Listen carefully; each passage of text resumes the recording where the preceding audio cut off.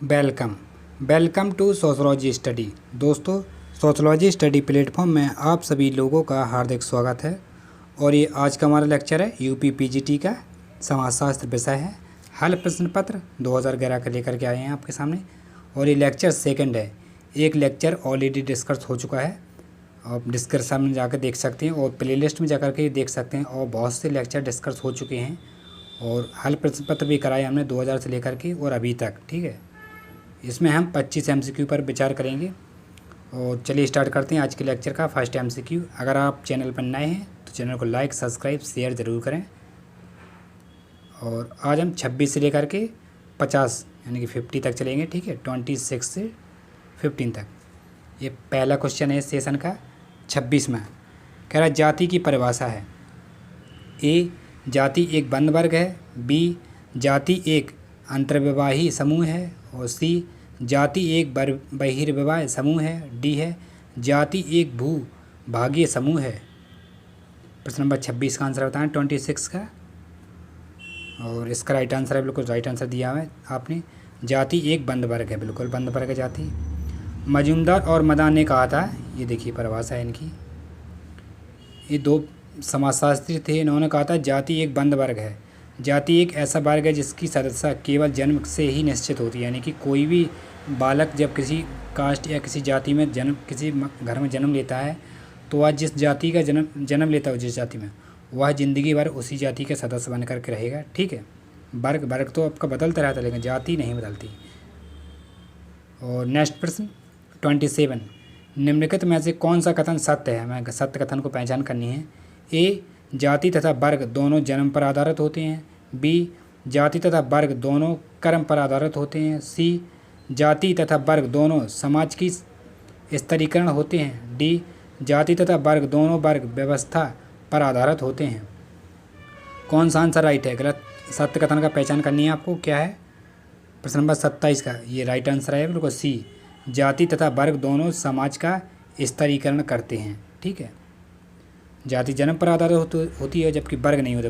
वर्ग होता है कर्म पर आधारित, मतलब कैसे आपके कर्म हैं। और वर्ग बाप का बदलता रहता है। हमारी नौकरी लगी, आपकी जॉब, आप पियून बनते हैं, फिर PO बनते हैं, फिर IAS बन जाते हैं, तो ये आपका क्लास तो चल जाता रहता है, कास्ट आपका नहीं बदलता। प्रश्न नंबर 28, किसने समाज की भौगोलिक भाग्य निर्णायकवाद का सिद्धांत दिया था? कूटलेखन है, देखिए। ए में है हंटिंगटन, और बी में है हटन, सी में है मेरिनो बक्सी, डी में है श्री अरबिंदो। बेशक इसका राइट आंसर क्या है? इसका राइट आंसर सभी लोग जानते हैं। इसका राइट आंसर जाएगा आपका ए ही जाएगा, हटिंगटन। ये भौगोलिकवादी थे। और प्रश्न नंबर 29 आपके सामने, ये कूटलेखन दिया हुआ है और इसको मिलान करना है। सबसे पहले पढ़ते हैं हम। सांस्कृतिक संकोच विभिन्न कालों में विकसित होकर अन्य भागों में प्रसारित होती है। इस प्रसारवाद के समर्थक कौन कौन थे? पहला है ग्रेवनर, और दूसरा है एकरमैन, तीसरा है रॉबर्ट लॉबी, चौथा है इलियट एवं पेरी। इधर देखिए कोड देखिए। ए में है 1 और 2, बी में है 2 और 3, सी में है 2, 3 और 4, डी में है उपयुक्त सभी। कौन सा आंसर राइट है? प्रश्न नंबर 29। और इसका राइट आंसर हो जाएगा आपका ए राइट आंसर है। ग्रेनवन और एकरमैन, ये दोनों लोगों ने कहा था। ये जर्मनी प्रसारवाद के समर्थक थे। ठीक है, जर्मन के थे ये लोग। और प्रश्न नंबर 30 आपके सामने, ये रहा स्क्रीन पर। पूछ रहा संस्कृति का विकास मानव कर पाया पर पशु क्यों नहीं? संस्कृति के विकास होता है, बताया है कि संस्कृति का विकास जो है मनुष्य ने किया है लेकिन पशु ने क्यों नहीं किया, क्या कारण है? ए, बोलने की क्षमता वाणी, बी, सीधे खड़े होने की क्षमता, सी, उंगलियों और कलाइयों की कार्य क्षमता, डी, उपयुक्त सभी। तो इसका राइट आंसर आप सभी लोग जानते हैं। 30 का राइट आंसर हो जाएगा ए, बोलने की क्षमता और वाणी ये मनुष्य में है, पशु नहीं बोल सकते। ये देखिए, लेस्ली वाइट ने उन 5 विशेषताओं का उल्लेख किया है। पहला है बोलने की क्षमता एवं दृष्टि मनुष्य के पास है, और सीधे खड़े होने की क्षमता, उंगलियों पर कलाओं की कार्रवाई क्षमता कार्य कर सकता है। और चौथा है मेघावी मस्तिष्क जो ब्रेन हमारा है। पाँचवा है प्रतीकों के निर्माण की क्षमता। ठीक है, लेस्ली वाइट ने बताए थे 5 प्रकार के। और प्रश्न नंबर 31 पर चलते हैं। पूछ रहा कौन सा कथन हंटिंगटन द्वारा दिया गया। ये भौगोलिकवादी हैं। ए समाज के भाग्य का निर्माण आर्थिक परिस्थितियाँ करती हैं। बी समाज के भाग्य का निर्माण भौगोलिक परिस्थितियाँ करती हैं। सी समाज के भाग्य का निर्माण राजनीतिक परिस्थितियाँ करती हैं। और डी समाज के भाग्य का निर्माण सांस्कृतिक परिस्थितियाँ करती हैं। कौन सा आंसर राइट है? आंसर 31 का राइट आंसर बताएं। और इसका राइट आंसर हो जाएगा बी, समाज के भाग्य का निर्माण भौगोलिक परिस्थितियाँ करती हैं। नेक्स्ट प्रश्न आपके सामने 32। सांस्कृतिक पर्यावरण का मानव निर्मित हिस्सा है। यह कथन किसका है? ए हर्स्टकोविट्स, बी मेलिनोवस्की, सी महात्मा गांधी, डी लिंटन साहब। किसने दिया था? सांस्कृतिक पर्यावरण मानव का निर्मित हिस्सा है, किसने कहा था? किसका कथन है ये? और इसका राइट आंसर हो जाएगा ए हर्स्टकोविट्स, इन्होंने कहा था। ठीक है। प्रश्न नंबर 33 आपके सामने पूछा रूथ बेनेडिक्ट का नाम निम्नलिखित में से किस अवधारणा से साथ जुड़ा हुआ है? ए सांस्कृतिक तत्व, बी सांस्कृतिक संकुच, सी सांस्कृतिक प्रतिमान और डी सांस्कृतिक विलंबना। बताइए 33 का राइट आंसर। इसका राइट आंसर है सी सांस्कृतिक प्रतिमान। रूथ बेनेडिक्ट की पुस्तक है पैटर्न ऑफ कल्चर, जो 1934 में प्रकाशित हुई थी। इसी में उन्होंने अवधारणा का प्रयोग किया है। और नेक्स्ट प्रश्न 34 आपके सामने समाज में किस प्रकार को सांस्कृतिक विलंबना कहा जाता है? ए जब एक समाज की सांस्कृतिक दूसरे समाज की सांस्कृतिक से पिछड़ जाती है। बी जब संस्कृति के दो पारस्परिक निर्भर भागों में से एक भाग दूसरे भाग से पिछड़ जाता है। सी युक्त दोनों कथन सही हैं। डी उक्त दोनों कथन गलत हैं। प्रश्न नंबर 34 और इसका राइट आंसर हो जाएगा बी जब संस्कृति के दो पारस्परिक निर्भर भागों में से एक भाग दूसरे भाग से पिछड़ जाता है तो सांस्कृतिक कल्चरल लैग कहते हैं, जो कि अकबर और निंगडॉग की पुस्तक है सोशल चेंज 1922 में प्रकाशित हुई थी। इसमें सांस्कृतिक विलंबना का प्रयोग किया गया था।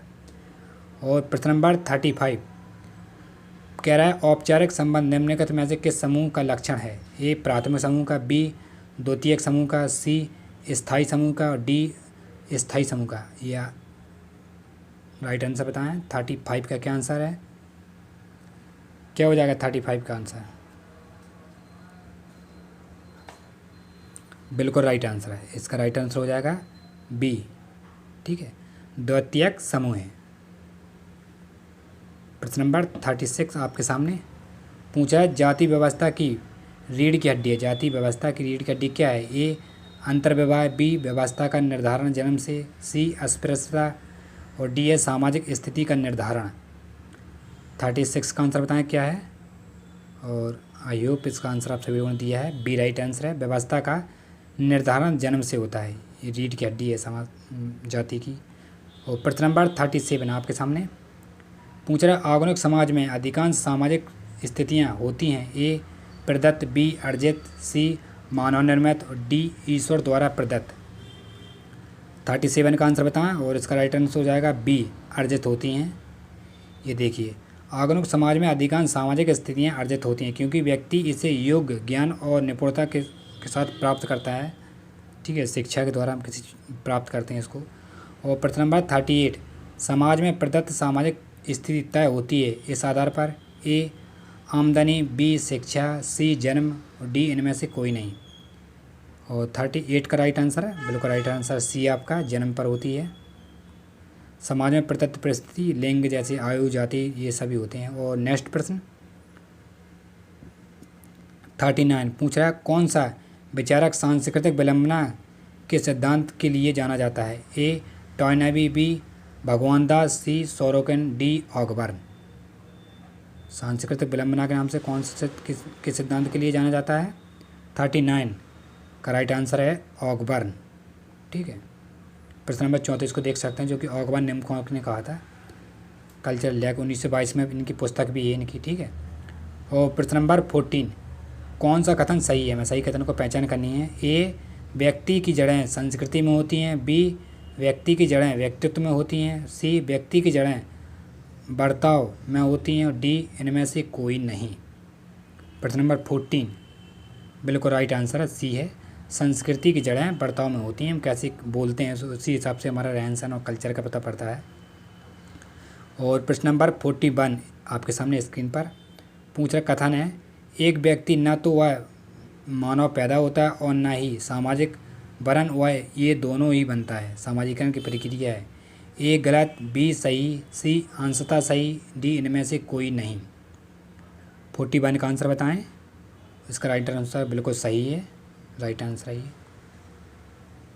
और नेक्स्ट प्रश्न आपके सामने 42, सामाजिकरण एक प्रक्रिया है। ए समाज के व्यक्तित्व को बनाने में, बी समाज के सांस्कृतिक को परिवर्तित करने की, सी व्यक्ति के समाज का परिवर्तन करने की, डी व्यक्ति के व्यक्तित्व को परिवर्तन करने की। प्रश्न नंबर 42 का आंसर बताएं क्या है। और आई होप आपने आंसर दे दिया होगा। इसका राइट आंसर हो जाएगा ए व्यक्ति के व्यक्तित्व को बनाने में। ठीक है, ये कल्चर का बहुत बड़ा महत्वपूर्ण योगदान होता है संस्कृतिकरण का, कल्चर और सोशलाइजेशन।